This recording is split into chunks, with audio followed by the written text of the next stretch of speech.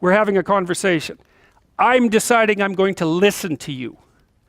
Right? That's different than how people generally communicate, because usually when they communicate, they're doing something like, okay, we're going to have a conversation and I'm going to tell you why I'm right and I'll win if you agree. Or maybe you're having a conversation where, I don't know what you're trying to do. Maybe you're trying to impress the person you're talking to. So you're not listening to them at all. You're just thinking about what you're going to say next. Okay, so that's not this. This is, you might have something to tell me. And so I'm going to listen on the off chance that you'll tell me something that would really be useful for me to know. And so you could think about it as an extension of the Piagetian, Piaget talked about the fundamentally important element of knowledge being to describe how knowledge is sought, the process by which knowledge is generated. Well, if you agree with me and I find that out, I know nothing more than I knew before. I just know what I knew before. And maybe I'm happy about that because, it didn't get challenged. But I'm no smarter than I was before. But maybe you're different than me, and so while I'm listening to you, you'll tell me something I don't like. Maybe it's something I find contemptible or difficult, whatever. Maybe you'll tell me something I don't know, and then I won't be quite as stupid. And then maybe I won't run painfully into quite as many things. And that's a really useful thing to know, especially if you live with someone and you're trying to make long-term peace with them, is they're not the same as you. And their way they look at the world and the facts that they pull out of the world aren't the same as your facts. And even though you're going to be overwhelmed with the proclivity to demonstrate that you're right, it is the case that two brains are better than one. And so maybe 9 of the 10 things they tell you are dispensable, or maybe even 49 out of 50, but one thing, all you need to get out of the damn conversation is one thing you don't know. And one of the things that's very cool about a good psychotherapeutic session is that the whole conversation is like that. All you're doing is trying to express the truth of the situation as clearly as possible. That's it. And so now Roger's proposition, and I'll tell you why he derived it, was that if you have a conversation like that with someone, it will make both of you better. It'll make both of you psychologically healthier. So there's an implicit presupposition that the exchange of truth is curative. Well, that's a very cool idea. I mean, it's a very deep idea. I think it's the most profound idea. It's the idea upon which Western civilization, although not only Western civilization, is actually predicated. The idea that truth produces health. But for Rogers, that was the entire purpose of the Psychotherapeutic Alliance. You come to see me because you want to be better. You don't even know what that means necessarily, neither do I. We're going to figure that out together. But you come and you say, look, things are not acceptable to me, and maybe there's something I could do about that. So that's the minimal precondition to engage in therapy. Something's wrong, you're willing to talk about it truthfully, and you want it to be better. Without that, the therapeutic relationship does not get off the ground. And so then you might ask, well, what relationships are therapeutic? And the answer to that would be, if you have a real relationship, it's therapeutic. If it isn't, what you have is not a relationship. God only knows what you have. You're a slave, they're a tyrant, you're both butting heads with one another. It's a primate dominance hierarchy dispute. Oh, I don't know, you're like two cats in a barrel, or two people with their hands around each other's throats. But what you have is not a relationship.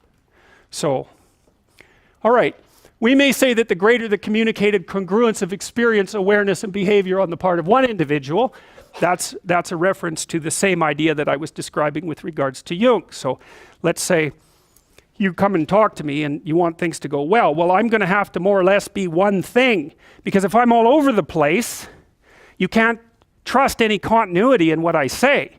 There's no reason for you to believe that I'm capable of actually telling you, I'm capable of expressing anything that's true.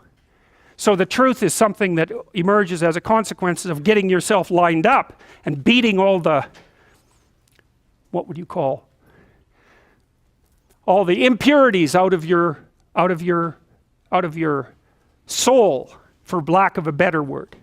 You have to be integrated for that to happen, and you do that at least in part by wanting to tell the truth. The more the ensuing relationship will involve a tendency towards reciprocal communication with the same qualities. So one of the things Well, I've been quite influenced by Rogers. One of the things I try to do in my therapeutic sessions is, first of all, to listen, to really listen. And then, while I listen, I watch. And while I'm listening, things will happen in my head. You know, maybe I'll get a little image of something, or I'll get a thought or a question will emerge, and then I'll just tell the person what that is.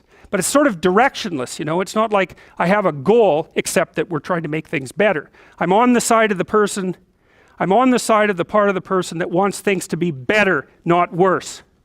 And so then those parts of us have a dialogue, and the consequence of that dialogue is that certain things take place, and then I'll just tell the person what happened. And it isn't that I'm right. That's not the point. The point is that they get to have an hour where someone actually tells them what they think. Here's the impact you're having on me. You know, this is making me angry. This is making me happy. This is really interesting. This reminds me of something that you said an hour ago that I don't quite understand. And the whole point is not for either person to make the proposition or convince the other that their position is correct, but merely to have an exchange of experience about how things are set up. And it's extraordinarily useful for people, because it's often difficult for anyone to find anyone to talk to that will actually listen. And so another thing that's really strange about this listening is that if you listen to people, they will tell you the weirdest bloody things so fast you just cannot believe it. So if you're having a conversation with someone and it's dull, it's because you're stupid. That's why. You're not listening to them properly, because they're weird. They're like wombats or albatrosses or rhinoceroses or something. Like, they're strange creatures. And so if you were actually communicating with them and they were telling you how weird they really are, it would be anything but boring. So, and you can ask questions. That's a really good way of listening. But, you know, one of Roger's points is, well, you have to be oriented properly in order to listen. And the orientation has to be, look, what I want out of this conversation is that the place we both end up is better than the place we left. That's it. That's what I'm after. And if you're not after that, you got to think, why the hell wouldn't you be after that? What could you possibly be after that would be better than that? You walk away smarter and more well-equipped for the world than you were before you had the conversation, and so does the other person. Well, maybe if you're bitter and resentful and angry and anxious and, you know, generally annoyed at the world, then that isn't what you want. You want the other person to walk away worse, and you too, because you're full of revenge. But, you know, you'll get what you want if you do that. So we know from our research that such empathic understanding, it's already defined that. I want to hear you. I want to hear what you have to say so we can clarify it and move forward. I want to have your best interests in mind, and mine as well, but, you know, both at the same time. Your families too, if we can manage that. We're after making things better. We know from our research that such empathic understanding with a person, not about him, is such an effective approach that it can bring about major changes in personality.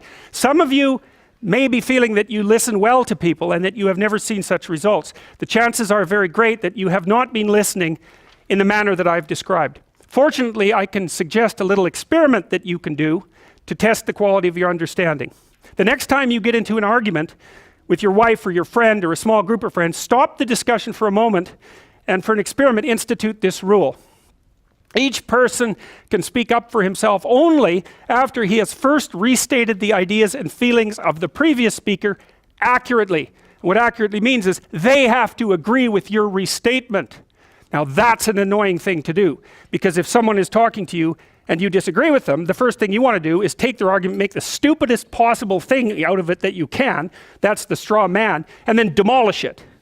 It's like, so then you can walk away feeling good about it, and, you know, you primate dominated them really nicely. So, but that isn't what you do. You say, okay, well, I'm going to take what you told me, and maybe I'm even going to make your argument stronger than the one you made. That's useful if you're dealing with someone that you have to live with, because maybe they can't bloody well express themselves very well, but they have something to say.